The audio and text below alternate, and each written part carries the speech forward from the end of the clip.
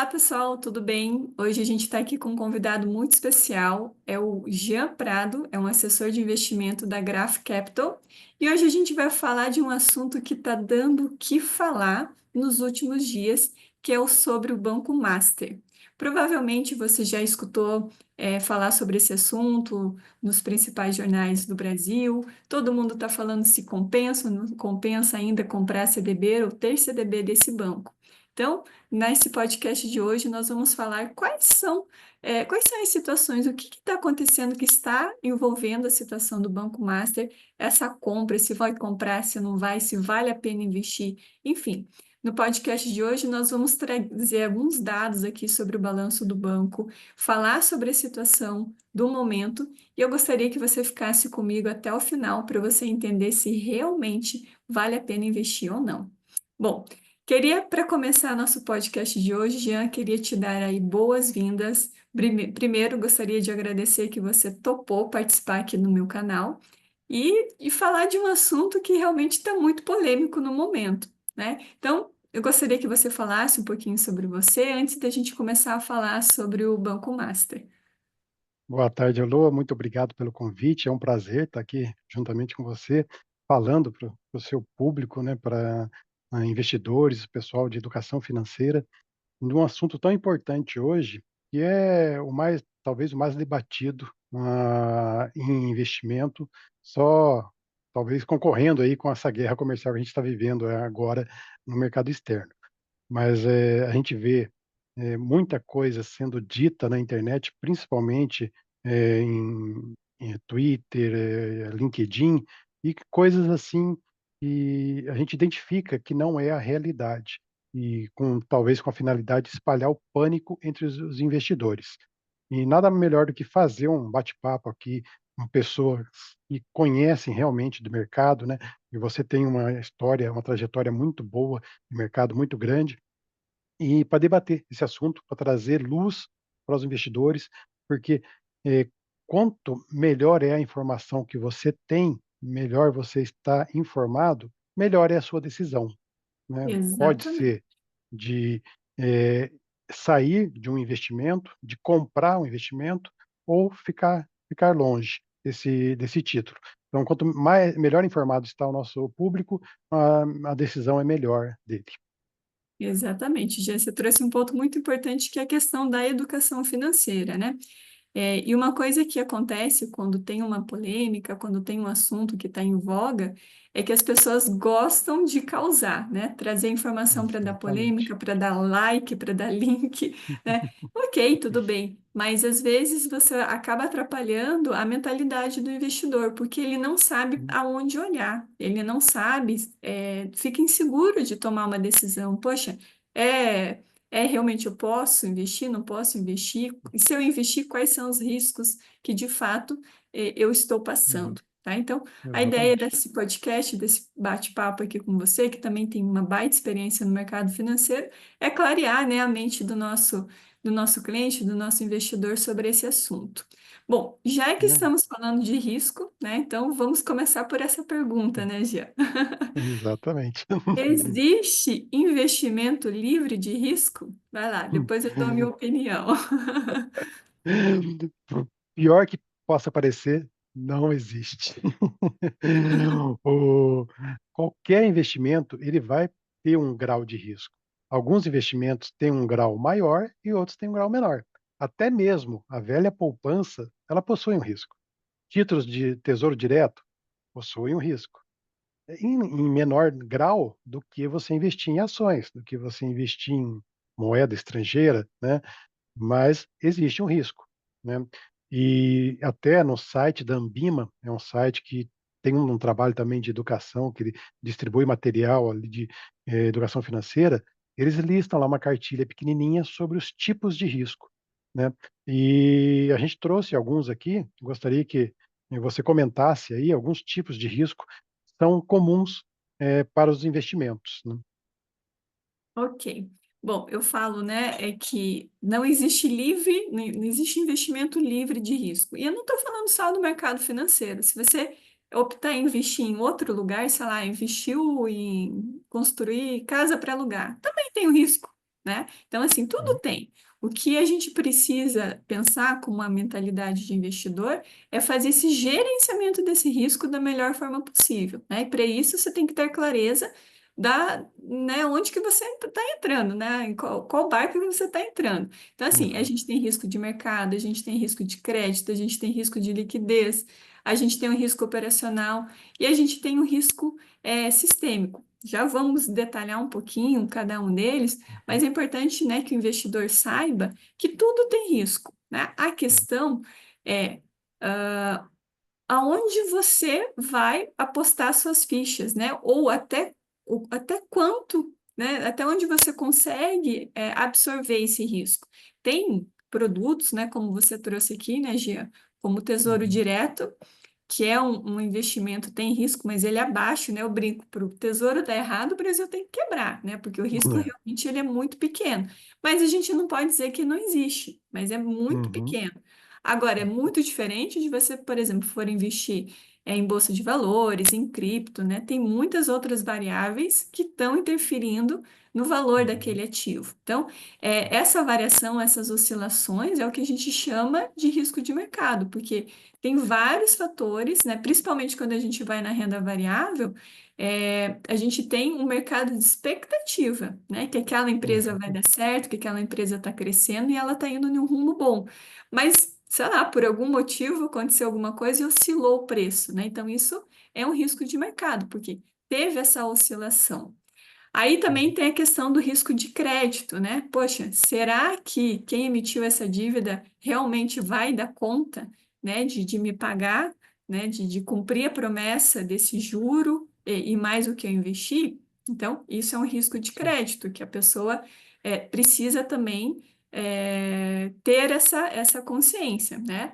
A gente, dependendo do que você compra no mercado financeiro, você está comprando dívida da empresa sim, e ela vai te pagar aquilo que você investiu mais o juro. Então, é uma promessa. Só que para isso você tem que ver se o que você está comprando, esse papel que você está comprando, qual que é o risco de crédito que está vinculado a ela.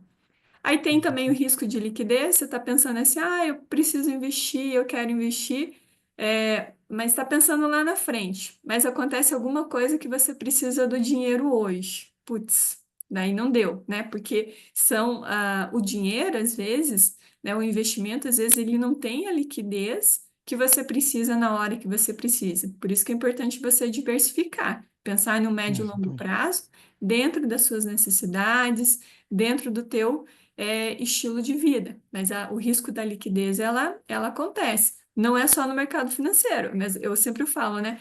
A pessoa quer vender uma casa. Seria muito bom se vendesse, quero vender hoje e amanhã está vendida. Uhum, Não. exatamente. Geralmente leva um ano e meio, né? Depende do lugar, depende das condições. É um risco de liquidez, você não consegue assim vender tão rápido, né? Então, E, e, tem que ser e aí pensado nisso. Pode falar, João. e aí quando precisa desse dinheiro rápido, tem que acumular uma perda, né, tem que acabar abaixando o preço para vender, abaixo do mercado com na urgência, né. Então, Exatamente. é isso E que aí, isso é uma acontece. coisa muito importante também dentro do contexto do Master, que a gente vai falar, né? Porque é possível você trabalhar, mexer com esse papel no mercado?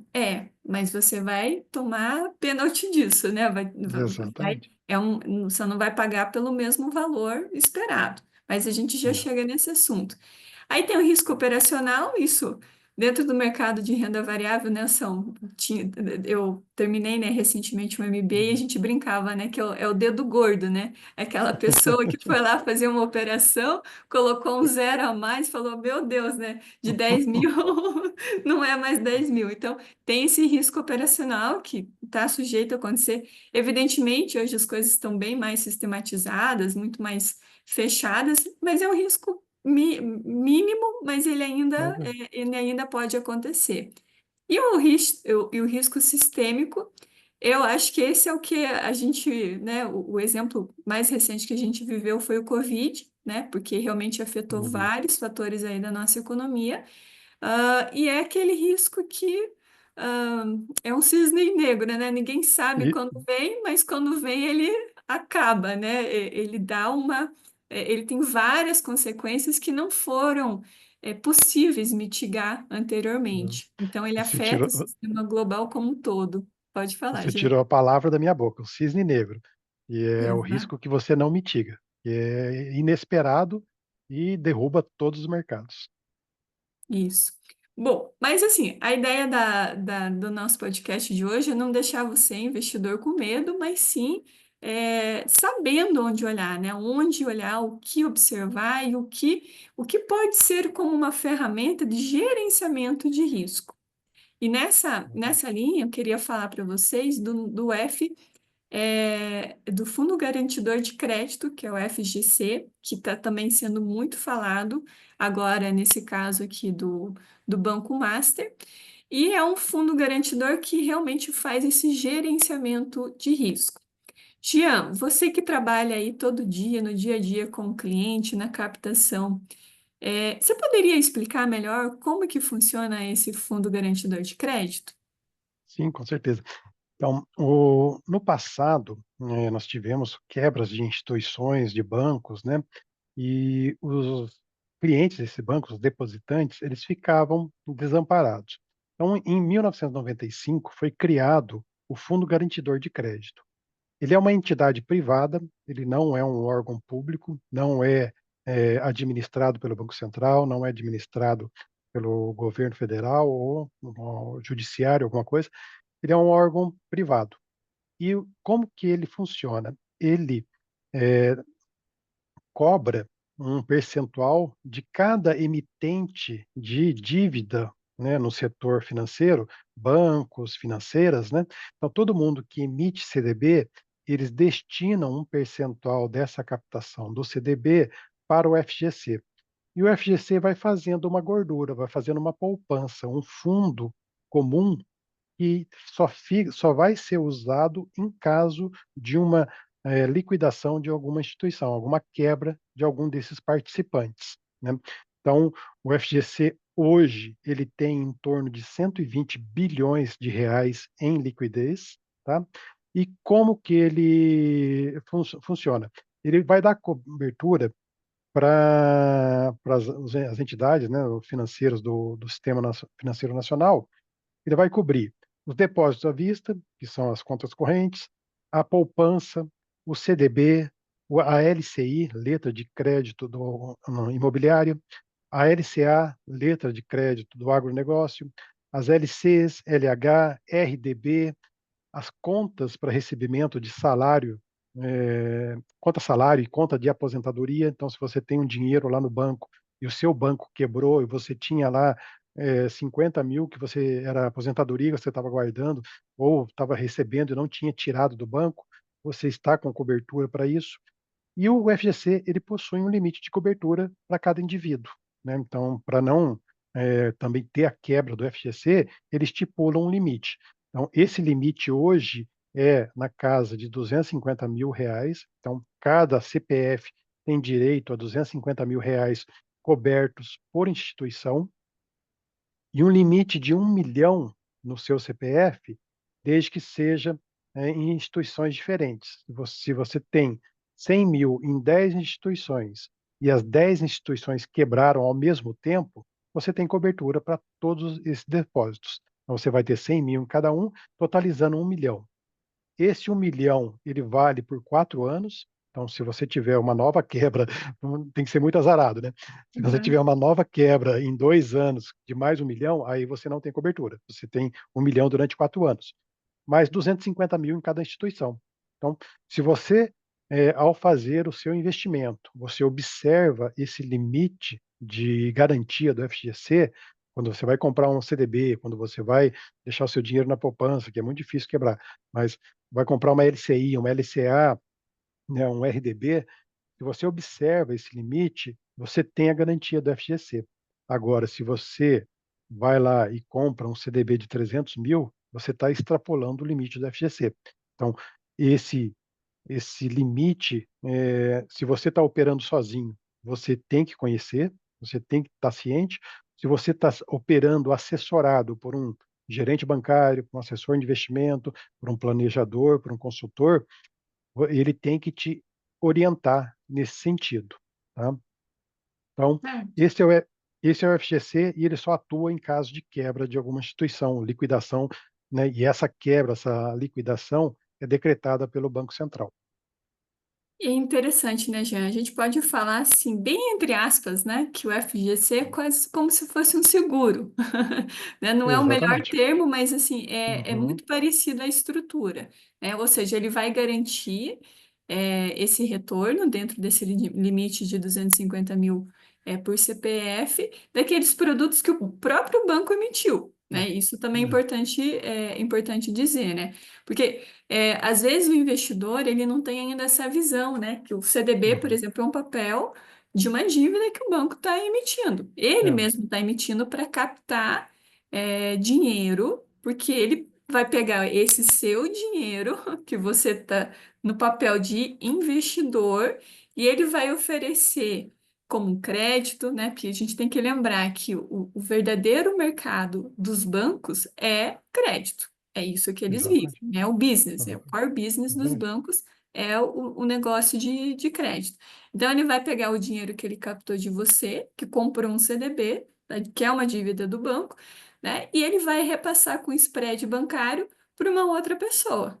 E aonde que o banco vai ganhar? Nessa diferença, né? Ele paga para Exatamente. você, vamos supor, 10% e ele vai cobrar de uma outra pessoa do crédito 20% e ele ganha nessa diferença, né?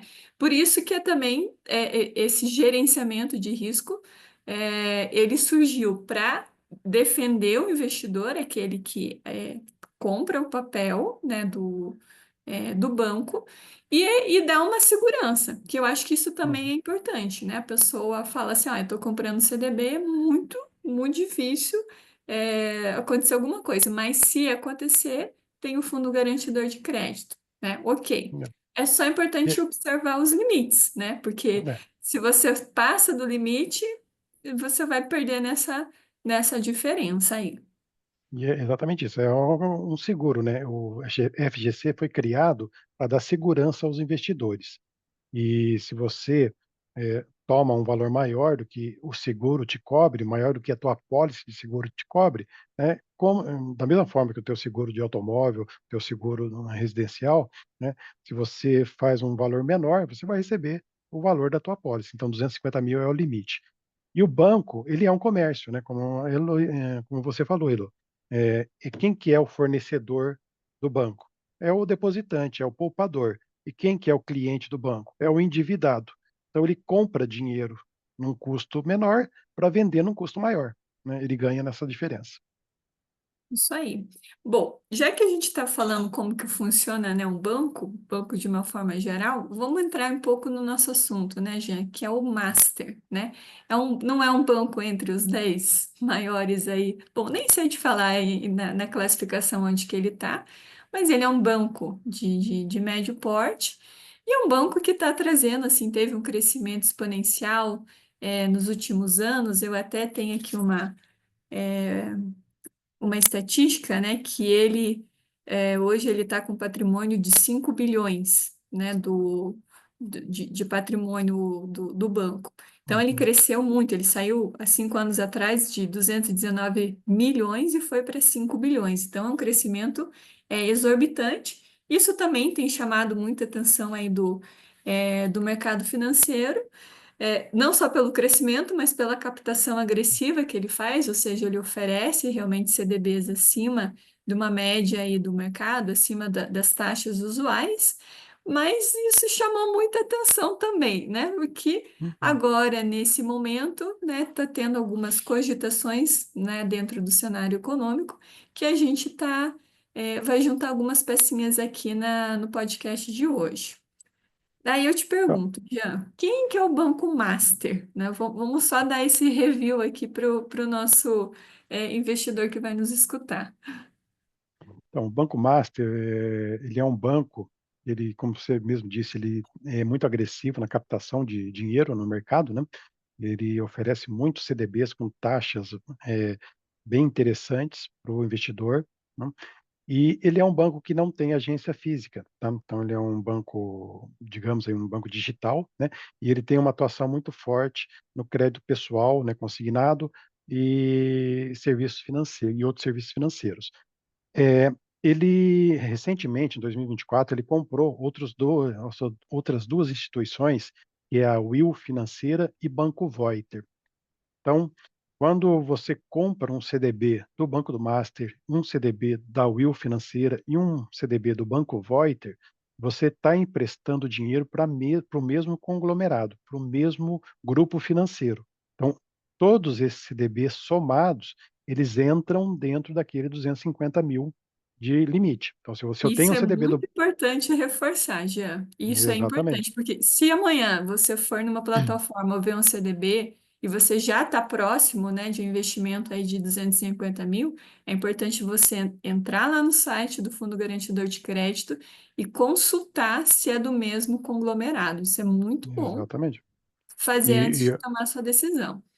Então, se eu tenho um CDB de 100.000 do Banco Master, um CDB de 100.000 da Will Financeira e um CDB de 100.000 do Banco Voiter, os 3 me extrapolam o limite do FGC. Eu vou perder 50.000 em caso de liquidação do conglomerado. Isso é só uma hipótese, né, mas, quando eu estou comprando CDBs, apesar de ser nomes diferentes que eu estou emprestando, Banco Master, Will Financeira, Banco Voiter, eu tenho que estar, consciente, tenho que estar informado que as 3 instituições, elas pertencem ao mesmo grupo e usam o mesmo limite de garantia lá do FGC, né.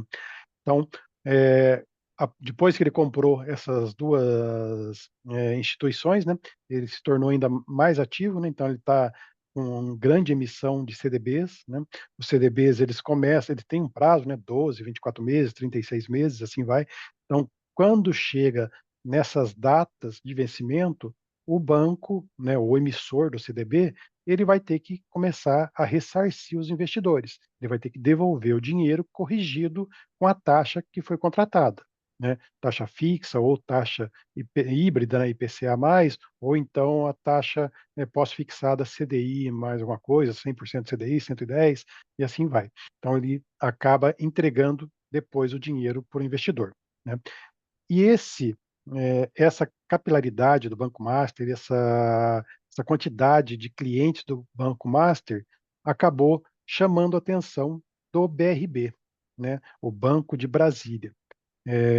A operação de compra foi noticiada agora dia 28 de março, né, foi confirmada pelo Banco de Brasília e, segundo o que o BRB divulgou na imprensa,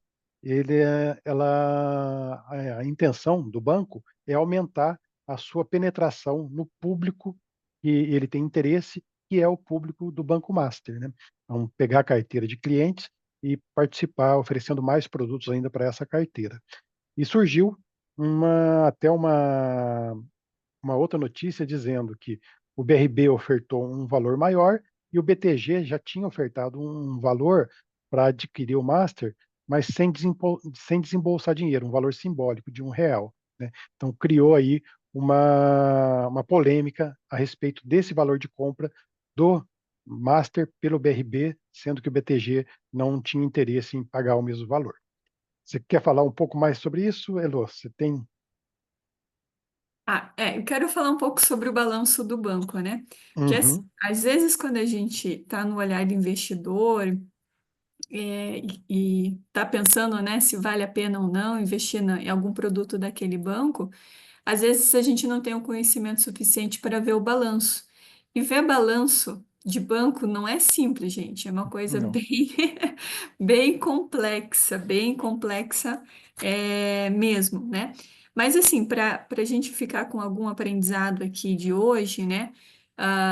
O balanço, se vocês forem realmente lá na página do banco, né, diretamente e baixar o balanço, o último balanço divulgado, que foi 2024, vocês vão ver, vão encontrar duas coisas que são interessantes, né? Primeiro, que ele tem é, dinheiro a receber, mas muito vinculado à dívida do Estado, né? Precatórias. E aí, precatórias, quando você está em um processo judicial, né, contra o governo, provavelmente você já sabe isso, é um processo longo, é um processo demorado, pode recorrer em várias instâncias, pode demorar muitos anos, inclusive. Então, não é um dinheiro que você tem uma liquidez. Então, o banco, ele até tem. uma projeção para receber no fluxo de caixa dele, mas ele não tem uma liquidez ali naquele momento. Então, isso é um risco que ele está passando aí nesse momento. E uma outra coisa que ele também está, se a gente for olhar lá no balanço dele, que ele tem está bem alavancado, é em relação a empréstimos que ele fez para pessoas jurídicas, né? E ok, você faz, afinal o banco vive disso, né, de empréstimo, né? Mas quando você olha que ele está emprestando para empresas, empresas grandes, empresas corporate, essas empresas, tudo bem, elas podem até pagar um juro interessante por esse empréstimo pelo banco, mas há um limite, porque também ela tem, por ser grande, ela tem outras ferramentas, por exemplo, debênture, que ela pode lançar, que de repente compensa mais, né? Então, esse fluxo do caixa, né, do Banco Master, ele está meio desalinhado, ou seja, ele lançou muitos CDBs, né, que ele precisa pagar, então ele tem que levantar esse dinheiro agora, porém, dentro do que ele apresenta no balanço, né, no último balanço divulgado, a maior parte ele está alavancado numa área que não tem liquidez e numa outra que ele não tem um spread tão alto, ou seja, ele prometeu muito para quem se tornou investidor dele, mas também para quem ele emprestou dinheiro, ele não tem assim uma gordurinha mesmo, né? Para você Uhum. realmente pegar ali um dinheiro a mais e ganhar nesse spread bancário. E aí o fluxo de caixa agora do banco está meio comprometido, pelo menos são as últimas notícias que a gente tem. Essa história eu acredito, né, Jean, que ainda É. vai ainda se alongar, mas é o que a gente tem aqui até o dia de hoje. E, Bom, e é tem outras. justamente isso, e Pode é falar. justamente isso a desconfiança do mercado, a capacidade de liquidez do Banco Master em honrar seus compromissos agora que estão vencendo a partir de agora de 2025, né. Então, quando você olha para o balanço e vê que os ativos estão em investimentos que não são de liquidez imediata, né, vamos supor, precatórios e conta garantida, eles precisam, segundo o que novamente, segundo o que está se noticiando na imprensa, eles precisariam de 12 bilhões ao longo de 2025, tendo 7 bilhões no primeiro semestre. Então, o mercado começou a levantar a dúvida, Confiar. né, Uhum. a desconfiar que não teria capacidade de saldar essas dívidas agora de curto prazo. Então, muita gente dizendo que esse processo de compra do BRB, na verdade, é uma injeção de dinheiro disfarçada, apenas para ele ter uma liquidez para honrar seus compromissos, né? Mas isso, por enquanto, é a desconfiança, né? Olhando pelo balanço, olhando pelo e coisa. O Banco Master, obviamente, nega, diz que todos os compromissos deles vão ser saldados. O BRB afirma que da carteira que ele está comprando do Banco Master, que não são todas as operações, da carteira que ele está comprando do Banco Master, todos os CDBs serão honrados, né? Então fica essa desconfiança. Por isso tem muita gente aí criando esse pânico para quem tem o CDB do Master. Exatamente, né? E lembrando que aí é por isso que surgiu, né? As pessoas estão falando muito do fundo garantidor de crédito, porque exatamente por estar nesse contexto, nesse cenário, o fundo garantidor de crédito, como um gerenciamento de risco, ele acaba sendo uma ferramenta importante, mas tem um limite, né? De até duzentos e Exatamente. cinquenta mil por CPF. É evidente, né, gente, que aí é briga de cachorro grande, né? A gente não está Hum. falando né, de pessoas comuns, né? São bancários, são pessoas que têm influência, têm uma influência, inclusive, no meio político, e o Banco Central também está de olho, né?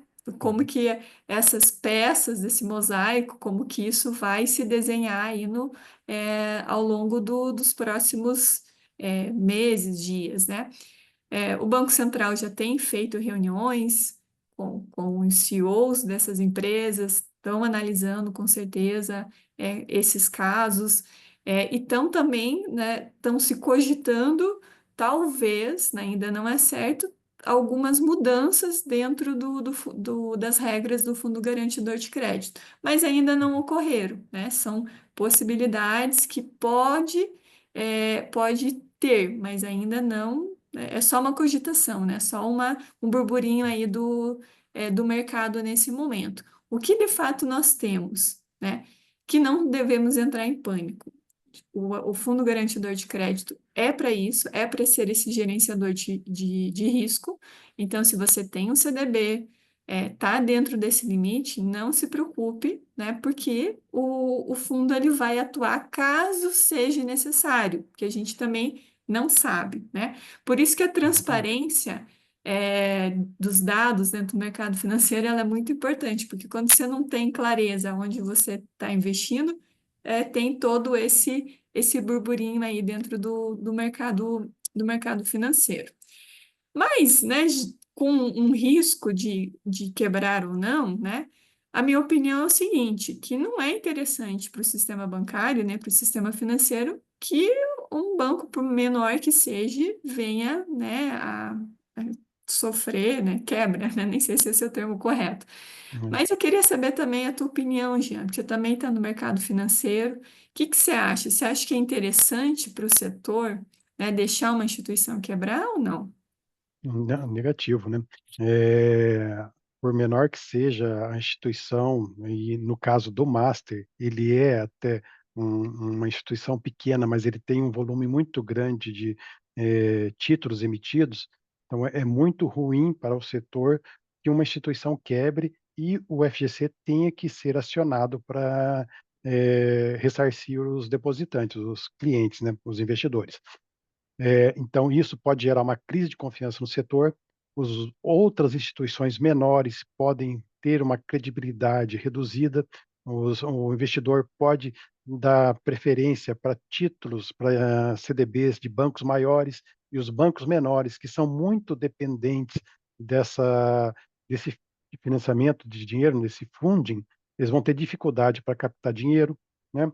Então pode tornar ainda mais cara a captação de dinheiro para essas instituições menores, né, e o setor financeiro acaba sofrendo uma mácula aí. Então, não é interessante para o setor financeiro, né, como você colocou aí, provavelmente nós teremos mudança nas regras do FGC para o futuro, então fique tranquilo que as regras que estão em vigor hoje continuam, né, eles não vão mudar a regra agora para tirar o master de cobertura, né, então, está se cogitando de endurecer as regras do FGC para os participantes, para as instituições financeiras. Então, essas instituições menores que captam dinheiro, oferecendo taxas maiores, elas teriam que aportar um percentual maior no FGC, justamente para cobrir o risco que elas oferecem, tá. Mas isso ainda está em discussão, é muito cedo para a gente falar que o que que vai acontecer, mas, e o Banco Master não tem, se alguém decretar, solenemente, falar: "O Banco Master vai quebrar", desconfie dessa pessoa, porque hoje existe a desconfiança, mas não existe a certeza que ele não vai honrar, os títulos, né. E o Banco Central, ele não vai querer deixar que tenha essa crise de confiança, né, para os investidores, para o segmento bancário, principalmente num momento que a gente vive, ruim de economia, né. Então, eh, existe a especulação e o Banco Central está trabalhando com 3 cenários, né, nessa operação do master, que seria permitir a compra do master pelo BRB na forma que foi divulgado para o mercado, né, nos termos já anunciados. A segunda hipótese é dividir o banco master entre o Banco de Brasília, o BRB, e o BTG, que supostamente tem interesse em comprar uma parte da operação do Banco Master. E a terceira alternativa é fazer a compra exclusivamente pelo BTG, o BRB não compraria, ele desistiria do negócio, o BTG assumiria o Banco Master, mas o BTG ele está exigindo para isso uma linha de financiamento pelo FGC para ele honrar essa liquidez necessária agora nos primeiros anos, né? para ele poder assumir a operação. Então, por enquanto, isso são, cenários possíveis, estão sendo debatidos, não vamos falar que vai acontecer isso ou aquilo, né, por enquanto a gente, tem que se apegar a quê? O banco BRB, fechou um negócio, esse negócio precisa ser ainda chancelado pelo Banco Central e pelo CAD, e, a partir daí, a gente vai ter sequência no restante, né. Ao longo do ano vão vencer os CDBs, né, a gente vai começar a ter, eh, se tiver atraso, não tiver honrando os compromissos, aí sim o Banco Central atua, né, que o Banco Central tem as prerrogativas de fiscalização, liquidação, intervenção e liquidação, né. Então, se tiver algum problema, o Banco Central vai intervir, vai liquidar o banco e aí o FGC entra em vigor, né. Agora, qual que é o comportamento que o investidor que possui um CDB do Banco Master, ele precisa ter? Elô, você que, atua muito com isso, qual é a sua recomendação para esses investidores? Tem que ter cabeça no lugar, né, Jean? Exatamente. É nessas horas que a gente precisa ter equilíbrio, né? A especulação, todo, né, o burburinho do mercado sempre vai existir, sempre vai existir. O que você, como investidor, precisa tomar cuidado e se educar é olhar qual a informação que é importante, qual que é a informação que é relevante em cada caso. Nesse caso especificamente dos CDBs, né, é o que eu volto a falar aqui. Tem o fundo garantidor de crédito, então esse é como se fosse realmente um seguro daquele CDB que você já investiu. Se está dentro do limite de R$ 250.000, não perca sono com isso, tá? Existe esse fundo garantidor caso o banco realmente, né, sofrer uma possível quebra. Mas ninguém está falando isso nesse momento. Então, Uhum, isso são possibilidades, e se essa possibilidade vir a acontecer, tem um fundo garantidor de crédito. Se não, se você tem investimento acima, né, do limite, daí sim você tem que ter um pouco de preocupação nesse sentido. A opção seria, de repente, você fazer essa venda antecipada, caso passe, né, do limite, mas é importante também entender que você vai sofrer uma certa penalização por essa venda antecipada aí do CDB, ou seja, o mercado não vai pagar o que de fato vale, vai pagar o que hum, está sendo comercializado ali no momento. Mas eu acho que assim, como uma pessoa que trabalha com educação financeira e com a parte comportamental também, acho que a gente sempre tem que gerenciar os nossos riscos. Como começamos aqui nesse podcast de hoje, tudo tem risco. A questão é o quanto você suporta, o quanto uhum, você dá conta, né? Então, esses produtos que têm fundo garantidor de crédito é uma opção muito boa? Mas tem que entender que tem esse limite do fundo garantidor. E existem outros, gente. Por isso que é importante sempre estar estudando, por isso é importante sempre estar buscando boas referências, né? Eu acho que vale a pena você também analisar quem você segue dentro aí tanto das redes sociais ou pessoas que te influenciam, porque ah, tem muita gente que nesses momentos, né, quando o banco está demonstrando aí sinais de não uma boa saúde financeira, tem muita gente que se aproveita do momento para estar também divulgando informações que não são necessariamente verídicas, né? Então é importante você filtrar essas informações para que, de fato, você tenha saúde financeira e saúde mental ao mesmo tempo, né? Porque exatamente. senão você fica, às vezes, olhando coisa, né? Buscando demais, e sendo que existe, sim, um gerenciador de risco especificamente para esse tipo de produto, tá? Então, se você tem CDB, não se preocupe, dentro do limite do fundo garantidor, caso isso venha a acontecer, caso o banco quebre, você tem o fundo garantidor de crédito para te assegurar nesse sentido. Eu, particularmente, acho que isso não vai acontecer. Eu acho que entre essas compras, essas negociações que estão acontecendo, acho que realmente o banco está buscando recurso para ganhar liquidez, para honrar esses compromissos que ele tem, principalmente na virada, né, desse ano, principalmente, né? Levantar Uhum. recursos especificamente para esse momento. Eu acredito que é isso que vai acontecer, tá? Então, essa é a minha opinião, Jean. E a sua? Qual que é a sua opinião? E a gente ouve muito falar aí na internet: "Ah, mas o volume de CDBs do Banco Master chega a 50% do FGC". Tá, mas está dentro do limite do FGC, né. Se o FGC tem 120 bilhões e o Banco Master vai consumir 60 bilhões do saldo, ou 70 bilhões que seja, não não tem dinheiro para cobrir, né. É lógico, vai ser um remédio amargo para o FGC se descapitalizar, tirar a sua reserva, reduzir em metade, mas ele vai ter que ser ele foi criado para isso. Ele tem que dar coisa. Então, talvez não chegue a esse ponto, né. Eu também entendo que não vai chegar ao ponto de liquidar o banco, né. O Banco Central, se for preciso, ele vai costurar uma solução com os outros bancos, né, até para evitar essa crise de confiança no setor bancário, né, no investimento. E aí, o que que eu também vejo, concordo com você, aquele investidor que tem um valor aplicado acima dos 250 mil, esse precisa ficar preocupado, né. Então, talvez reduzir a sua exposição, vender o excedente dos 250 mil, né.